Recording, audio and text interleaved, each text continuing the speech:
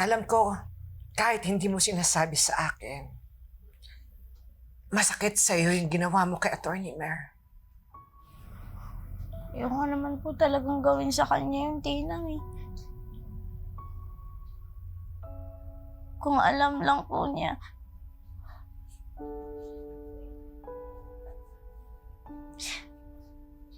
Nung pagkasama po kami sa dinner,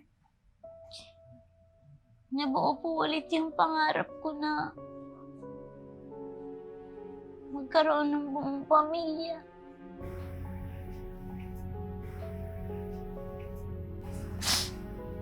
Yung pag-uwi ko sa bahay, sasalubungin po ako nung magulang ko. Tapos pag may problema ako, may magulang ako na masasabihan. Parang yung ginagawa mo po sa akin.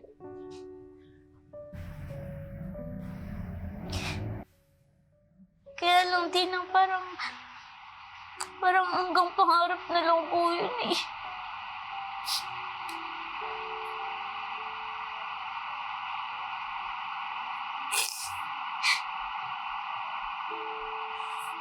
Talaga bang susukuan mo na yung nanay at tatay mo? Paano naman po ako magiging masaya? Ang daming nagdurusa dahil dun sa pangarap ko na makasama lang sila.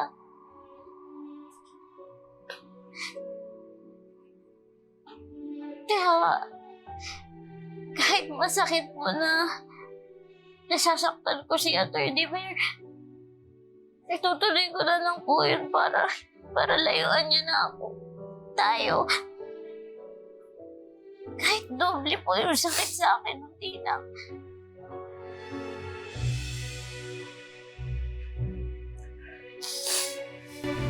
Kung yan talaga ang gusto mo, susuportahan kita.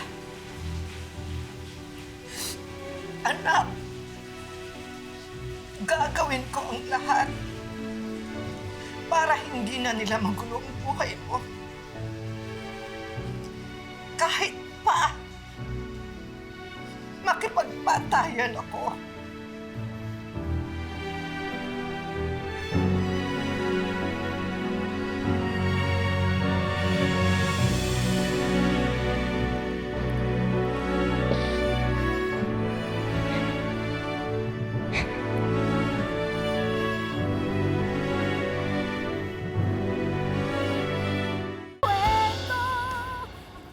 Sinubukan ko na ngang kausapin si Ramir, kaso ayaw pa niyang bumalik dito sa amin.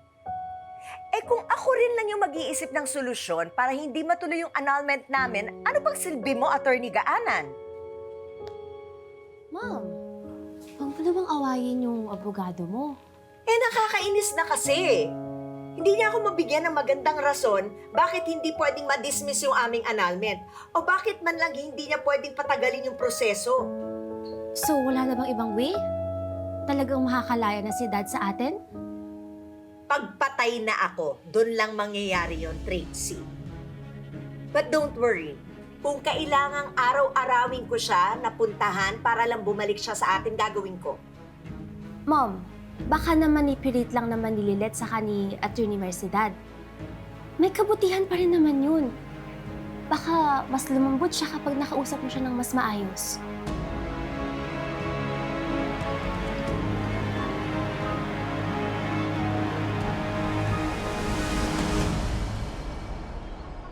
Pinag-aaralan ko ng mabuti yung Baldomero case. And now, Mrs. Baldomero is having second thoughts in pursuing the case against... Mara? Are you okay? Yes, I'm okay. May iniisip lang ako.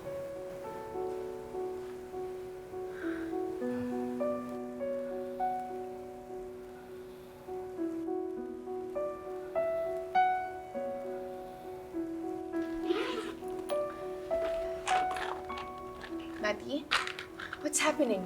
Era, maybe just leave us for a little bit, right?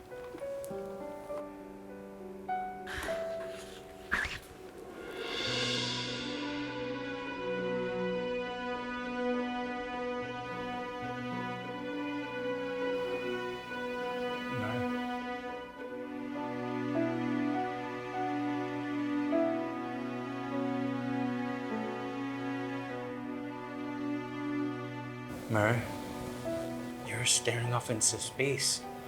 Are you sure you're okay? Yes, I'm fine.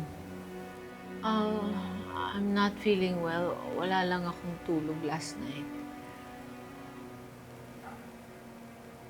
Oh my gosh, you're burning.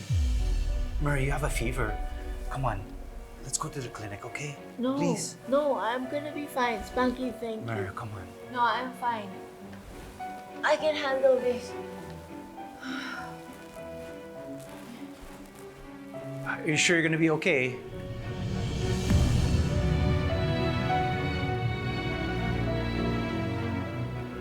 Mabuti naman, nagkaroon ka na ng time para makapag-bonding tayo. O, dito mo na lang sa Keystone tuntahan, ha?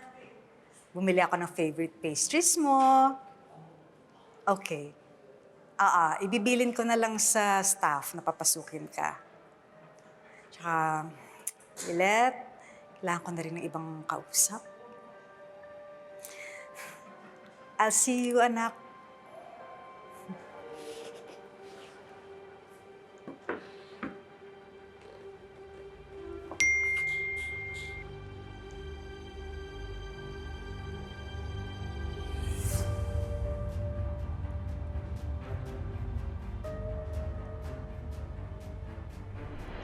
Totoo kayang nagsisinungaling si Trixie at inosente si Ino?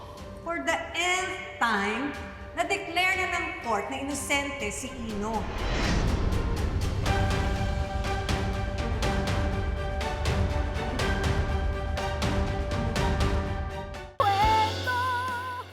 Nag-message na ako kay Ka Lorena gamit yung bago kong account. Yung mami ni Ino. Mabuti na nga lang, madaling hanapin yung pangalan niya sa social media eh. Tama ba yung ginagawa mo yan, ate? Oo naman. Para malaman niya yung kalokohang ginagawa ng anak niya. Alam mo, ikaw kasi dapat hindi mo binitawan yun si Attorney Simmons. Alam mo ba, kanina ko pa rin siya tinatawagan pero hindi niya ako sinasagot. Natatakot na kasi akong ituloy yung case. Natatakot din ako sa mga banta ni Ino. Tapos ano? Gagawin naman niya sa iba yung kawalangyaan niya? At saka isa pa, paano ka nakakasiguro na hindi itutuloy ni Ino yung balak niya sa'yo? Yung mga banta niya, kapag nanahimik ka. Nakalimutan mo na ba yung sinabi ni Attorney Simmons sa atin? There are legal ways para mapatigil si Ino sa balak niya. Ang kailangan lang natin, maunahan siya.